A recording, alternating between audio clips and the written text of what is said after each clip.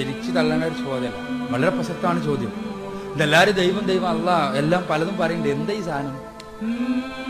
എന്താണിത്? ഇതൊന്ന് പറഞ്ഞതാ. ഇത് റസൂലുള്ളാഹി സ്വല്ലല്ലാഹു അലൈഹി വസല്ലമയോട് ചോദിക്കപ്പെട്ട ചോദ്യമാകുന്നു. ചോദിച്ചത് മറ്റാരുമല്ല, നജറാനിലെ ക്രൈസ്തവർ. നജറാനിൽ നിന്ന് വന്ന ക്രൈസ്തവ പുരോഹിതന്മാരുടെ സംഘം പ്രവാചകനോട് ചോദിച്ചു, നീ അള്ളാഹിനെ കുറിച്ച് പറയുന്നുണ്ടല്ലോ, ആരാണ് നിന്റെ അള്ളാഹ്? ഞങ്ങൾ പറയുന്നു പിതാവും പുത്രനും പരിശുദ്ധാത്മാവും കൂടി ചേർന്ന ഏകദൈവം, ഞങ്ങളുടെ ദൈവം അതാ. നീ പറയുന്ന അള്ളാഹ് ആരാണ്? റസൂലുള്ളാഹി സ്വല്ലല്ലാഹു അലൈഹി വസല്ലമയും ഒരു അല്പനേരം ഈ ചോദ്യത്തിന് മുന്നിൽ ഒന്ന് പകച്ചു. കാരണം ഒരൊറ്റ ചോദ്യം, ആരാണ് അള്ളാഹ് എന്ന് ചോദിക്കുമ്പോൾ സൃഷ്ടാവ് തമ്പുരാൻ, ഇതെല്ലാം നമുക്ക് പറയാം. പക്ഷേ എങ്ങനെയാണ് ഇവർക്ക് ഇത് വിശദീകരിച്ചു കൊടുക്കേണ്ടത്? അതാ പടച്ച തമ്പുരാന്റെ വചനങ്ങൾ മണിമണിയായി വരുന്നു. പരിശുദ്ധ ഖുർആനിലെ 112-ാമത്തെ അധ്യായം സൂറത്തുൽ ഇഖ്ലാസിലെ 4 വചനങ്ങൾ സട്ടാവായ തമ്പുരാനെ കൃത്യമായി പരിചയപ്പെടുത്തുന്നു. ഖുൽ ഹുവല്ലാഹു അഹദ് അല്ലാഹുസ് സമദ് ലം യലിദ് വലം യൂലദ് വലം യകുൽ ലഹു കുഫുവൻ അഹദ്. ആരാണ് സർവേശ്വരനായ തമ്പുരാൻ? പറയുക കാര്യം, അവൻ ഏകനാണ് എന്നതാണ്. ഏകനും അദ്വിതീയനുമാണ് അവൻ. എല്ലാ അർത്ഥത്തിലും അസ്തിത്വപരമായി ഏകത്വം അവകാശപ്പെടുവാൻ സാധിക്കുന്ന സത്തയുള്ളവൻ. അതോടൊപ്പം തന്നെ അവനെപ്പോലെ മറ്റൊന്നുമില്ലാത്തവൻ. ആരാണോ അവൻ? അവൻ ആരാണ്? അല്ലാഹു സമദ്. സമദാണ് അവൻ. ആരാണ് സമദ് എന്ന് പറഞ്ഞാൽ? സമദ് എന്ന് പറഞ്ഞാൽ ഒരാളുടെയും ആശ്രയം ആവശ്യമില്ലാത്തവൻ. എന്നാൽ എല്ലാം ആരെ ആശ്രയിച്ചാണോ നിലനിൽക്കുന്നത് അവൻ. ഒരാളുടെയും ആശ്രയം ആവശ്യമില്ലാത്തവൻ, എന്നാൽ എല്ലാം എന്തിനെ ആശ്രയിച്ചാണോ നിലകൊള്ളുന്നത് അവൻ. ലം യലിദ് വലം യൂലദ്. അവൻ ജനിച്ചിട്ടുണ്ടോ? ജനിച്ചിട്ടില്ല. അവൻ ആരെയെങ്കിലും ജനിപ്പിച്ചിട്ടുണ്ടോ? അതുമില്ല. പിന്നെയോ വലം യകുൽ ലഹു കുഫുവൻ അഹദ്. ഈ പ്രപഞ്ചത്തിലെ ഏതെങ്കിലും ഒരു വസ്തുവുമായി സാദൃശ്യപ്പെടുത്തിക്കൊണ്ട് അവൻ അറിയാൻ കഴിയോ? ഇല്ല. ഒന്നുമായും അവനെ സാദൃശ്യപ്പെടുത്തുവാൻ അവന് സമാന്തരമായി യാതൊന്നും തന്നെ ഇല്ല. ഇതാണ് സൃഷ്ടാവായ തമ്പുരാൻ.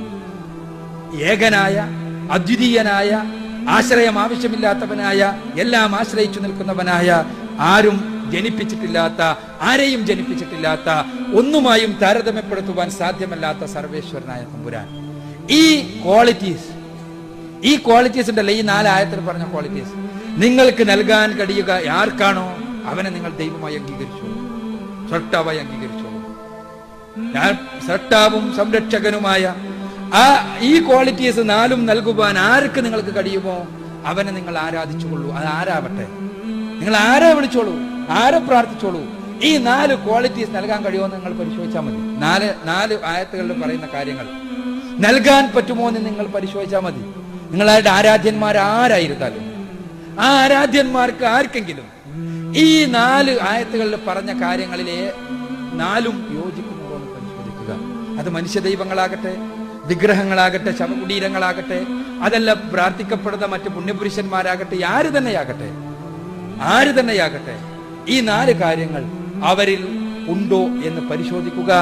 ഒരിക്കലും സൃഷ്ടാവായ തമ്പുരാനിലല്ലാതെ, അല്ലാഹുവിലല്ലാതെ ഈ 4 കാര്യങ്ങൾ, ഈ 4 ആയത്തുകളിൽ പറഞ്ഞ കാര്യങ്ങൾ, 4 കേവല കാര്യങ്ങളല്ല, ഇത് 4 ആയത്തുകളിൽ പറഞ്ഞ ഒരുപാട് വിശദീകരിക്കേണ്ട കാര്യങ്ങൾ, അത് ഉൾക്കൊള്ളുന്നതായി മറ്റൊന്നും തന്നെയില്ല.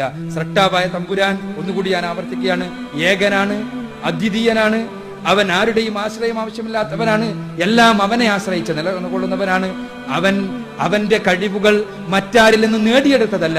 അവൻ ജനിച്ചിട്ടില്ല എന്ന് പറയുമ്പോൾ അവന് കഴിവുകൾ പിത്രാർജിതമായി ലഭിച്ചതല്ല. അതേപോലെ തന്നെ അവന്റെ കഴിവുകൾ മറ്റാർക്കെങ്കിലും പൂർണ്ണമായി അവൻ ദാനമായി നൽകിയതല്ലാതെ പാരമ്പര്യമായി നൽകപ്പെട്ടിട്ടുമില്ല. അവൻ ജനിച്ചിട്ടില്ല. അവൻ ആരെയും ജനിപ്പിച്ചിട്ടുമില്ല. അതേപോലെ തന്നെ അവനെ പഠിക്കാൻ, മനസ്സിലാക്കാൻ, അവനെ അറിയാൻ മാർഗങ്ങൾ, ഈ അവന്റെ അസ്തിത്വത്തെ കുറിച്ച് അറിയാൻ, ഈ പ്രപഞ്ചത്തിലെ ഒന്നുമായും സാദൃശ്യപ്പെടുത്തി അവനെ മനസ്സിലാക്കാൻ, അറിയാൻ നമുക്ക് സാധ്യമല്ല. അവന്റെ പ്രവാചകന്മാരിലൂടെ അവൻ പഠിപ്പിച്ചു തന്ന, അറിയിച്ചു തന്ന കാര്യങ്ങൾ മാത്രമേ അവനെ കുറിച്ച് അറിയാൻ നിർവാഹമായിട്ടുള്ളൂ.